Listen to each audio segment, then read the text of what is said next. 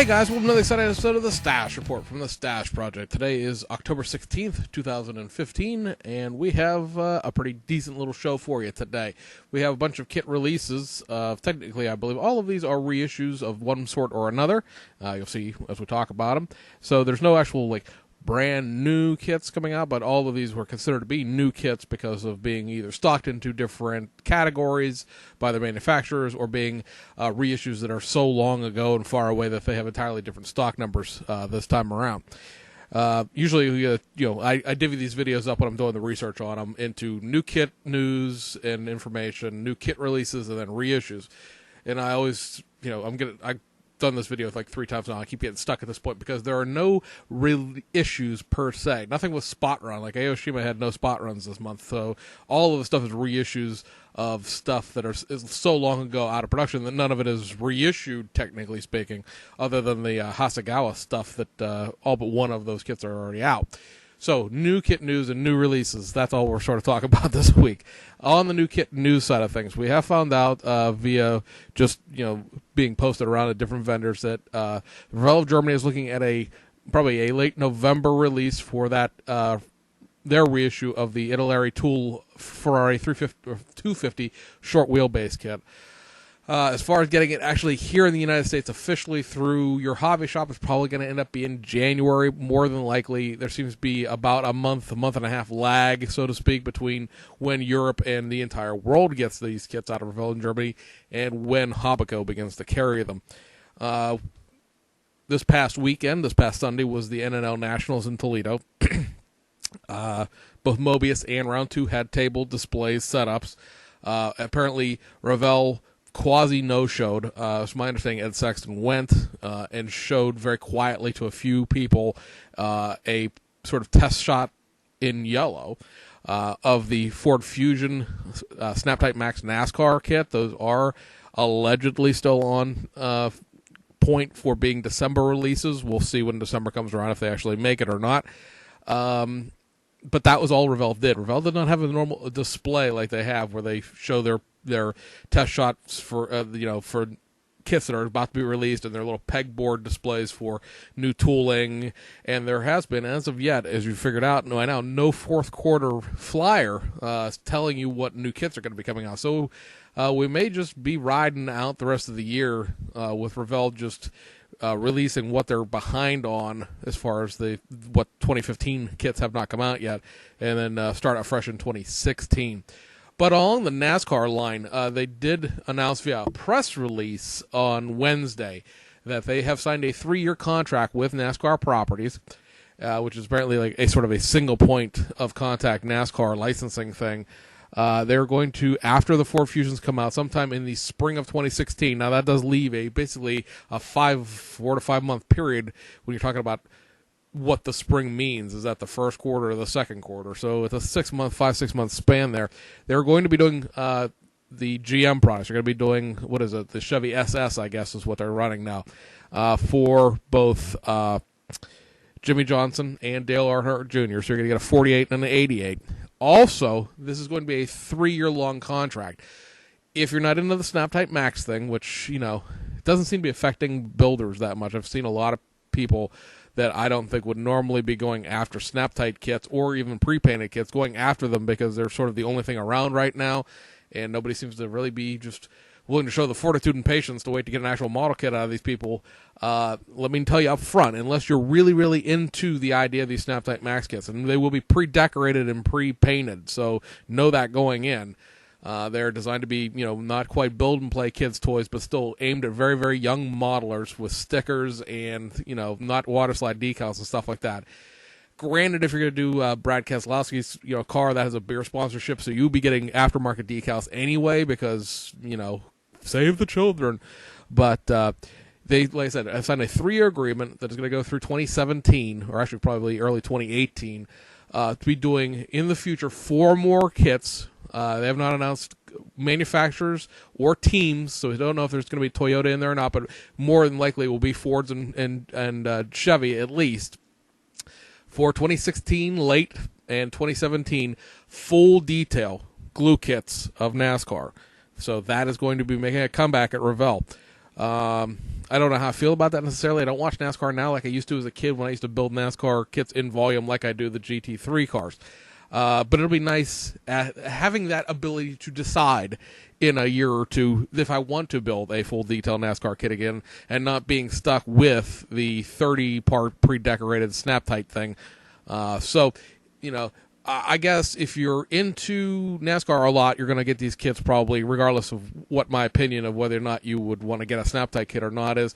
And I can see the early financial support being an indicator whether or not that the series has strong support to continue it beyond the 3-year agreement. Because, again, a lot of people seem to think that not a lot of people in general watching this, or a lot of people even on forums, but people who comment on Revell's Facebook page, for instance, seem to think that Revell makes model kits in the course of, 60 days or so, and they keep, acting like Revell, makes snap judgments on stuff. We talked about this a little bit last week. These things are planned out well in advance. Here you see a NASCAR agreement being signed for 3 years, and we're not talking about the meat and potatoes, the actual glue kits, coming out until the end of next year and into the year after that.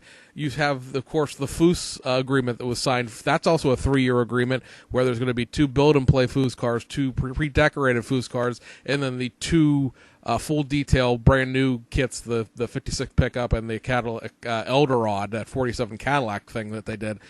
But again, those kits, are not going to be coming out until next year and into 2017. There's going to be basically one of each. There's, 2 new kits, and then there's supposed to be one each of the snap-tight build and play and one each of the pre-decorated kind of thing. And so you're going to get one of each for the next 2 years after this. It's not a snap judgment, guys. They don't just go, well, you should make a blah, blah, blah, and when they don't make it 6 months later, you throw a temper tantrum in public on Facebook. It doesn't work that way. If your idea was even good enough in the first place, it's going to be a couple of years before the things come to fruition. It's just the way the industry, especially here in the United States, being a very conservative one, works. Also, along the lines of conservative U.S. industry, Mobius, of course, like I said, was at the NNL East. I'm looking at my notes, not just ignoring you guys. And they showed the 61 Pontiac Ventura. Now, remember we said there was no box art, so it wasn't coming out this month. Well, they debuted the box art. Here it is.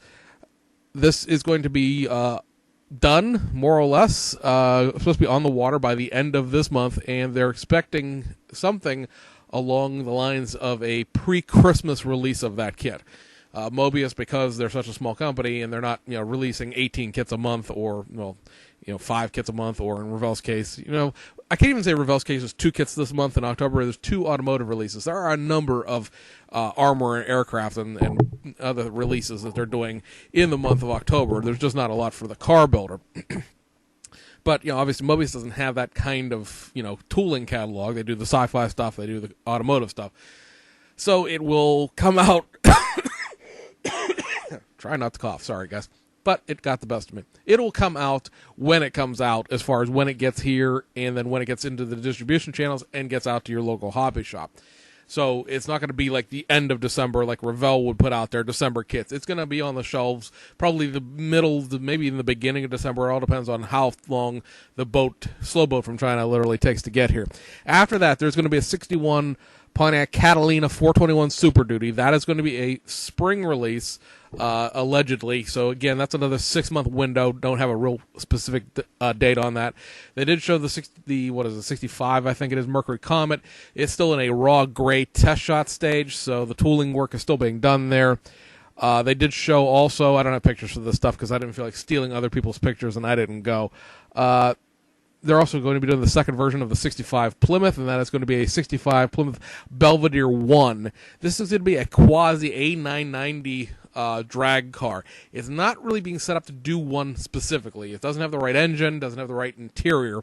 It's being set up, as was so loftily put by Dave Metzner, the guy who does product development, as being sort of a modern take on this car. It doesn't have a 426... I can't think what the heck the thing needs to have in there as far as the engine. It's like a 426 Hemi, but there's a special name to it, and I forgot. I should have wrote it down. But it has a 426, not a 426, but it has the Max Wedge cross ram intake engine. So it is a different engine. It's not the 383 that came in the original kit. It's going to have bucket seats. It's going to have the drag exhaust with the dumps at the header dumps that you can open from inside the car kind of thing. It's supposed to come with a brand new tires for like a modern street tire, low profile street tire, as well as a pair of, because obviously two for the back, a pair of modern DOT drag radials, not slicks, radials. So these are street tires. Also, it's going to have they're probably going to be putting regular tires into it, so you could build it sort of as a day 2 or a day 3 type of build, as well as having like stock hubcaps. It's down trim. It's a Belvedere, so it's the down trim model.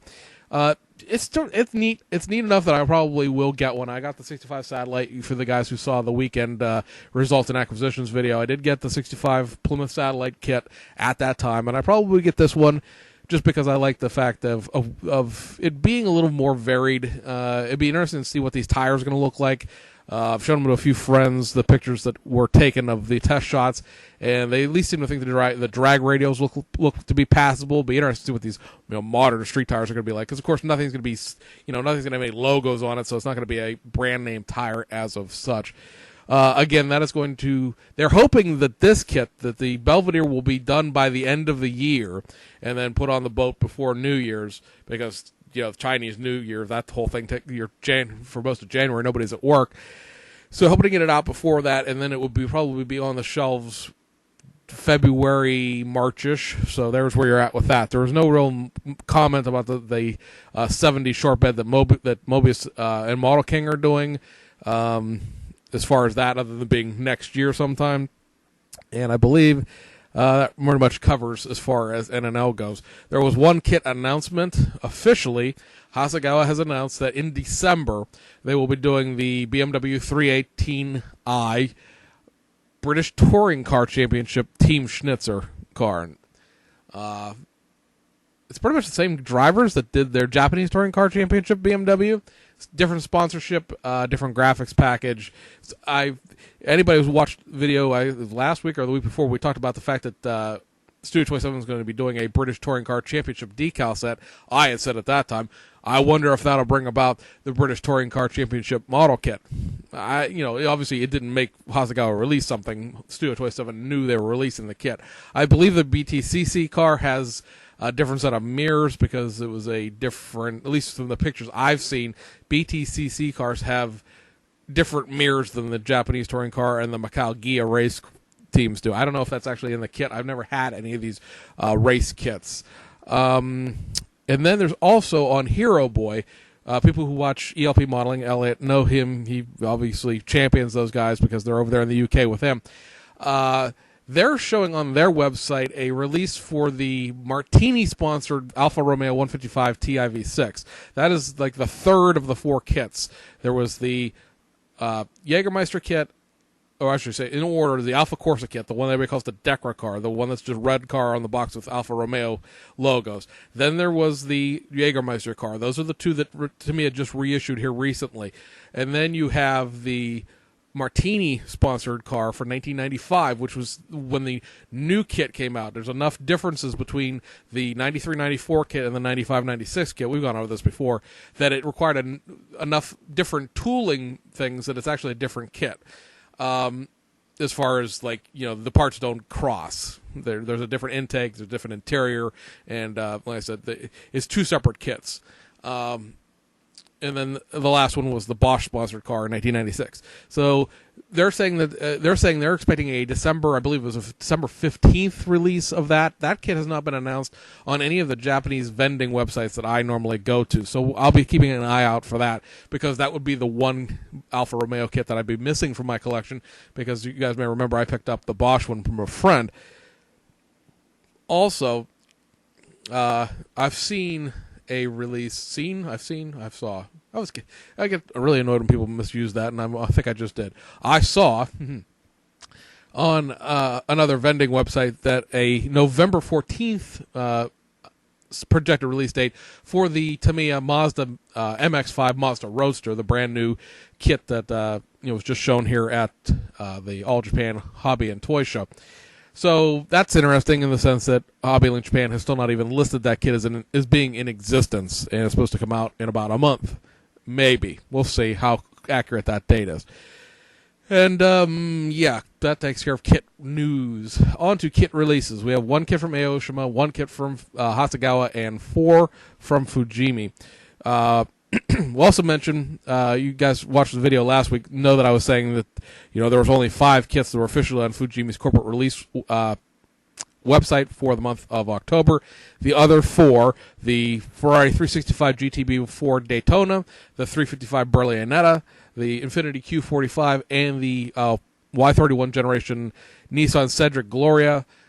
Those have all been added to the website as of sometime this week. I just checked it this morning. I don't look at it every single day.